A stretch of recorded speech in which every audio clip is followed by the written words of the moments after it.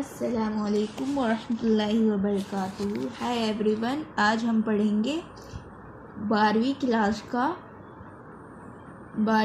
का पहला चैप्टर। आप सबको बहुत बहुत मुबारक हो, आप सब 12वीं क्लास में आ चुके हो।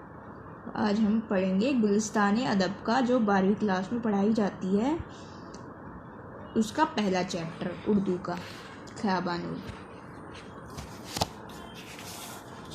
इसमें पूरे हैं, इसमें काफ़ी सारे चैप्टर है, तो हम चैप्टर वाइज सबको पढ़ेंगे। चलो स्टार्ट कर देते हैं। बिस्मिल्लाहिर्रहमानिर्रहीम। पहले हम शायर का इंट्रोडक्शन पढ़ेंगे और फिर हम सबक स्टार्ट करेंगे। मिर्ज़ा गालिब, ये एक बहुत मशहूर शायर है। मिर्ज़ा गालिब की पैदाइश 1869 मिर्ज़ा गालिब की पैदाइश 1797 और उनकी वफ़ात 1869 में हुई। गालिब ने नस्र निगारी का आगाज़ फ़ारसी से किया। उनकी 3 किताबें पंज आहंग, मोहर, नमरूज़, दस्तंबू काबिल ज़िक्र है। उर्दू में भी उनकी 4 नसरी रिसाले मिलते हैं। उसके अलावा उन्होंने मुख्तलिफ़ किताबों पर दिबाचे, तकरीरें और कुछ मुतफ़र्रिक़ तहरीर लिखे हैं। उनमें से गालिब की नस्र आम तौर पर साफ़ और सादा है, लेकिन उनका सबसे बड़ा नसरी कारनामा उनके ख़ुतूत हैं। गालिब ने उर्दू ख़ुतूत निगारी को एक नया रास्ता दिखाया। बकौले हाली, एक दूसरे शायर हैं, वो कहते हैं, मिर्ज़ा की उर्दू ख़त्तो किताबत का तरीक़ा फ़िल वाक़े सबसे निराला है। ना मिर्ज़ा से पहले कोई ख़त्तो किताबत में इख्तियार किया और ना ही उसके बाद किसी से उसकी पूरी तक़लीद हो सकी है। गालिब ने मरासिले को मुकालिमे में बनाया है। उनके ख़ुतूत में उनकी अपनी ज़िंदगी और ज़माने के सॉरी एवरीवन, ये थोड़ा छूट गया था, मैंने ध्यान नहीं दिया।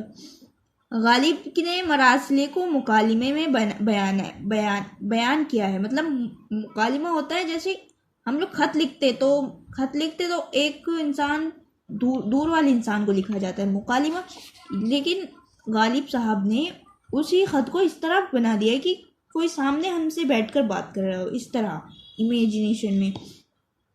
उनके उर्दू ख़ुतूत उनकी अपनी ज़िंदगी और ज़माने के बहुत दिलचस्प नक्शे समेत हैं।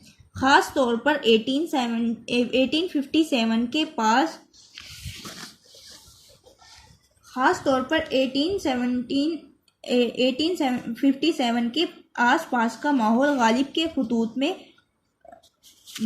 ख़ुतूत में जिस तरह तफसील के साथ रूनुमा है, उसके पेश नज़र ख़ुतूत एक तारीख़ी मवाद की हैसियत रखते हैं। गालिब ने जो असलूब इख्तियार किया है, उसकी नकल किसी से भी मुमकिन ना हो सकी। वाक़िया निगारी, मुंतज़िर निगारी और जज्बात निगारी के गैर मामूली मिसालें उनके ख़ुतूत में बिखरी हुई है। इसी के साथ तंज़ो मज़ाह का अंसुर भी गालिब की नस्र में एक ख़ास हैसियत रखता है। अब ये जो हमारे चैप्टर के जो वो शायर हैं, मतलब वो हैं, तो उनका इंट्रोडक्शन पूरा हो चुका है। मिर्ज़ा गालिब इनका नाम है। ये बहुत ही मशहूर हस्ती हैं। इन्होंने हर चीज़ में रिसाला, मतलब ख़ुतूत निगारी और अल्फाज मायने। नागा यक बयक अचानक, नागा मतलब होता है यक बयक अचानक। इम्बिसात का माना होता है खुशी। मौसूम का माना होता है नाम से पुकारा जाने वाला। मौसूम का मतलब होता है नाम से पुकारा जाने वाला। अहले हरफा, मुख्तलिफ पेशों से मुताल्लिक लोग। गारत, लूट, तबाही और बर्बादी।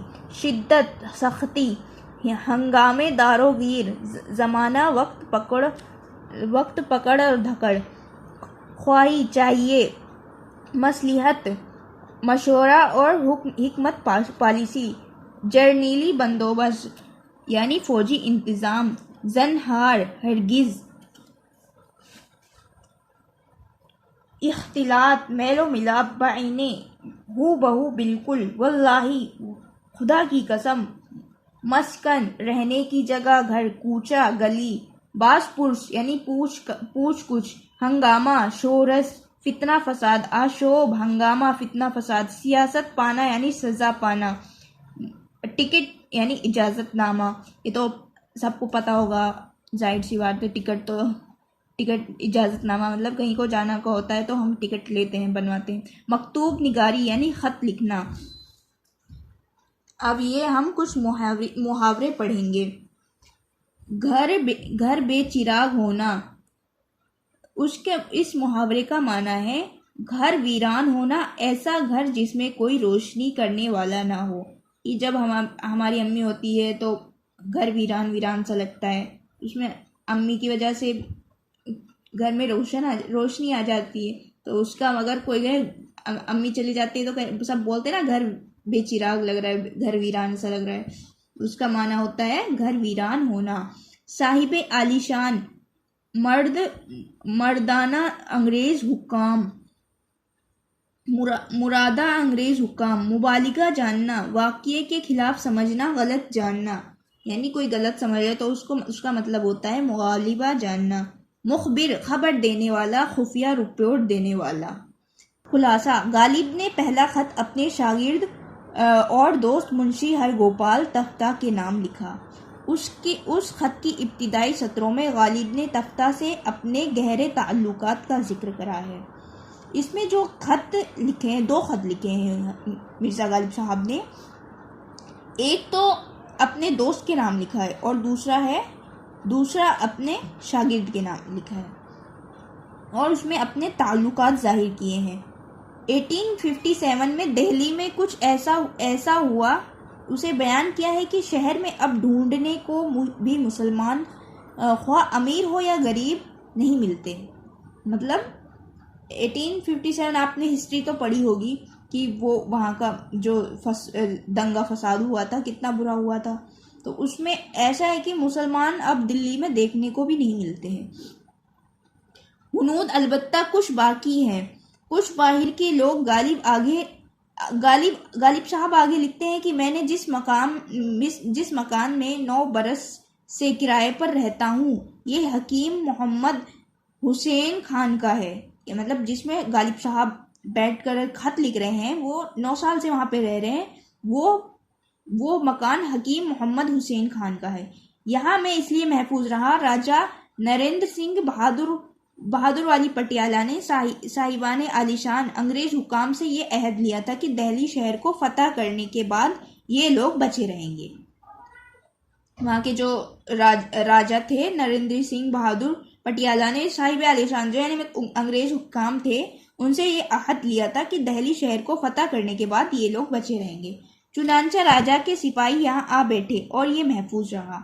मुलाजिमाने किला पर शिद्दत हुआ, मतलब जो मुलाजिम थे किला के, वो उन पर बहुत सारे शिद्दत हुए, जुल्म करे और उनसे बास पुरुष यानी पूछताछ करते रहे और दारगीर। मैं चूंकि शेर की इस्लाह देने पर मामूर हूँ, इसलिए मुझे बेगुनाह समझा गया है। मिर्ज़ा गालिब साहब जो ये थे राजा थे, उनके दरबार में शेर कहते थे, शेर, इसलिए उनको छोड़ दिया गया। अब दिल्ली के घर बेचिराग हैं। अभी तक मुसलमान को जो शहर से चले गए थे वापस आने का हुक्म, जो मुजरिम है उन्हें सज़ा दी जा रही है। मतलब जो दिल्ली छोड़कर चले गए थे उनको आने की इजाज़त अभी तक नहीं दी गई है और उनके ऊपर उन्हें काफ़ी सज़ा जो है दिल्ली में उन्हें काफ़ी सज़ा दी जा रही है। नफ्से मजमून, गालिब ने इस खत में 1857 में दिल्ली शहर और बिलखुसूस दिल्ली के मुसलमानों पर जो कुछ गुजरी है उसे मोहताद अंदाज में बयान किया है और अपने बिल्ली मारों में महफूज रहने की वजह बयान की है। दूसरा खत, ये मुंशी नबी बख्श हकीर के नाम लिखा गया है। जो गालिब साहब ने जो दूसरा खत लिखा था उनका नाम था नबी बख्श हकीर। इस खत में गालिब ने बताया है कि 60 बरस की उम्र में उन्होंने दिल्ली में ऐसी गर्मी और तपिश नहीं देखी। ये अब दूसरा खत है। ये ये मुंशी नबी बख्श हकीर के नाम लिखा है। ऊपर वाले खत से इसका कोई ताल्लुक नहीं है। जेठ का महीना था और खूब बारिश हुई। जेठ मतलब जून का महीना कहलाते हैं शायद। और खूब बारिश हुई। उससे पहले इस महीने में ऐसा मैं नहीं देखा। अब्र घिरा रहता है। हवा अगर चलती है तो गर्म नहीं होती। गालिब अपने मखसूस अंदाज में लिखते हैं कि रमज़ान के रोज़े रखता हूँ मगर रोज़े को बहलाता हूँ, यानी कभी पानी पी लेता हूँ और कभी हुक्का पी दिया। मतलब कभी रोज़ा तो रखता हूँ लेकिन रोज़े को बहलाता हूँ। I mean, ये मतलब होता है कि जो रोज़ा नहीं रखते और कुछ ऐसे खाते, थोड़ा बहुत खाते, बिल्कुल खाना ही नहीं खाते, जैसे हुक्का पी लिया, पानी पी लिया, तो ये भी रोज़ा की तरह ही हो गए, लेकिन रोज़ा नहीं रहा। रोज़ा शरीयत के हिसाब से ये रोज़ा नहीं होता। यानी कभी पानी पी लिया और कभी हुक्का पी लिया, कभी कुछ खा लिया। लोग रोज़ा बहलाने को रोज़ा ना रखना कहते हैं। उसके बाद गालिब ये कहते हैं, उर्दू अखबार दिल्ली में जो हाथरस में बलवा और मजिस्ट्रेट के जख्मी होने की खबर थी वो दुरुस्त थी। वहाँ पर कोई हमला हुआ होगा। वहाँ पे जो हाथरस और बलवा और मजिस्ट्रेट के जख्मी होने की खबर जो थी अखबार में वो दुरुस्त थी। उनको बता रहे हैं अपने जो जिनको खत लिख रहे हैं। वहाँ रास्ता चौड़ा करने और हवेलियों और दुकानें ढाने पर बलवा हुआ था। रियाया ने पत्थर मारे जिससे मजिस्ट्रेट जख्मी हुआ। उसके बाद गालिब ये ख्वाहिश करते हैं कि मुंशी नबी बख्श खत में मुफस्सिल हाल लिखे। मुफस्सिल हाल मतलब मुख्तसरन तौर पर लिखे। नफ्सी मजमून, इस खत में गालिब ने दिल्ली में मौसम का हाल और फिर अपने रोजे ना रखने की बात दिलचस्प अंदाज में बयान की है। उसके बाद गालिब हकीर को कहते हैं कि दिल्ली के उर्दू अखबार में उसके बाद गालिब हकीर को लिखते हैं कि दिल्ली के उर्दू अखबार में शाये की गई खबर के मुताबिक हाथरस और जो बलवा और मजिस्ट्रेट जख्मी हुआ, ये खबर दुरुस्त है। गालिब हकीर से इस वाक़ये की तफसील चाहते हैं। इक़्तिबास की तफ़हीम और मुमक्किना सवाल जवाब। दर्ज झेल में इबारत को गौर से पढ़िए और उसके मुतालिक सवालों को जवाब दीजिए। राजा ने साहिब आलीशान से अहद लिया था कि बवक्त गारत दिल्ली पर ये लोग बचे रहेंगे। चुनांचा बाद फतह राजा के सिपाही यहाँ आ बैठे। ये लोग कूचा महफूज रहा, वरना मैं और शहर कहाँ, मुबालिगा ना जानना, अमीर गरीब सब निकाल दिए गए हैं। जो रह गए हैं वो निकाले गए हैं। जागीरदार पेंशनदार दौलतमंद अहले हरफा कोई भी नहीं बचा। मुफस्सिल हालात लिखते हुए डरता हूँ मुलाजिबाने के किला पर शिद्दत है और बाज़ पुरुष और दारगीर में मुब्तिला है, मगर वो नौकर जो इस हंगाम में नौकर हुए हैं वो हंगामे में शरीक रहे हैं। मैं गरीब शायर 10 बरस से लिखने वाला शायर की इस्लाह देने पर मुताल्लिक हुआ हूँ। ख्वाही उसकी नौकरी समझो या मजदूरी जानो। गालिब साहब फरमा रहे हैं, इस फितना व आशोब में किसी मसलिहत में मैंने दखल नहीं दिया, सिर्फ अशार की खिदमत बजा लाता रहा हूँ। नज़र अपनी बेगुनाही पर शहर से निकल गया। मेरा शहर में होना हुकाम को मालूम है, मगर चूंकि अमीर मेरी तरफ बादशाही दफ्तर में से या मुखबिरों की बयान से कोई बात पाई नहीं गई है, लिहाजा तलबी नहीं हुई। मतलब उनसे सवाल जवाब नहीं पूछे गए कि आप क्यों यहाँ पे ठहरे हैं। इस इबारत के सबक और उसके मुसन्निफ के नाम क्या है। अब पहला सवाल है, इस इबारत के मुसन्निफ और उनका नाम पूछ रहे हैं। साहिब तो इस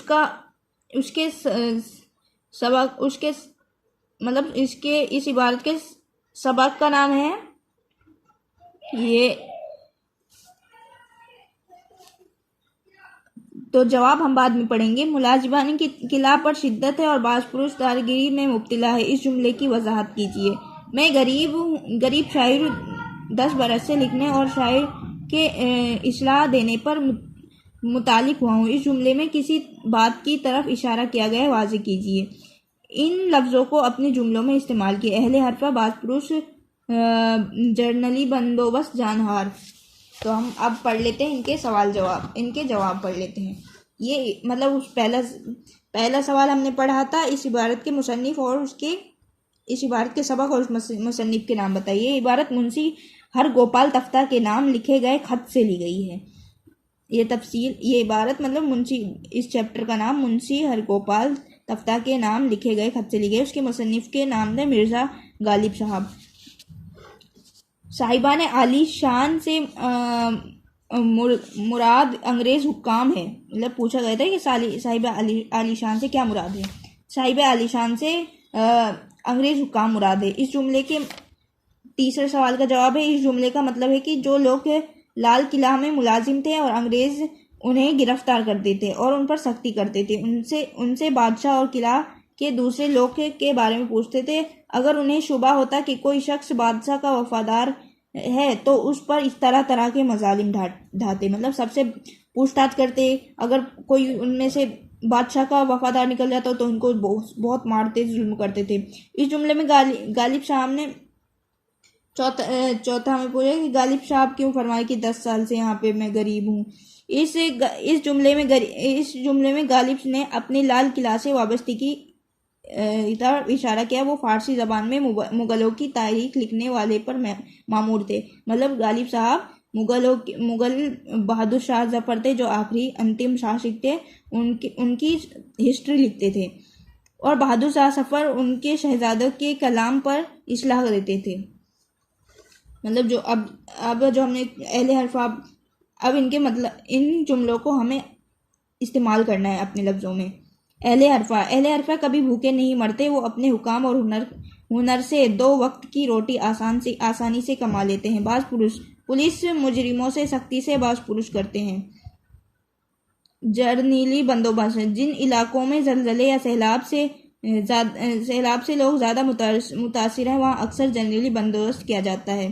ज़नहार ऐसे काम ना करे यानी ज़नहारे ने इसको हरगिज़ भी बोल सकते। ज़नहार ऐसे काम ना करे जिससे बुजुर्ग खफा हो और ख़ानदान बदनाम हो। गौर की बात, अंग्रेज़ों के खिलाफ 1857 की बगावत की इब्तिदा 10 मई को शुरू हुई थी।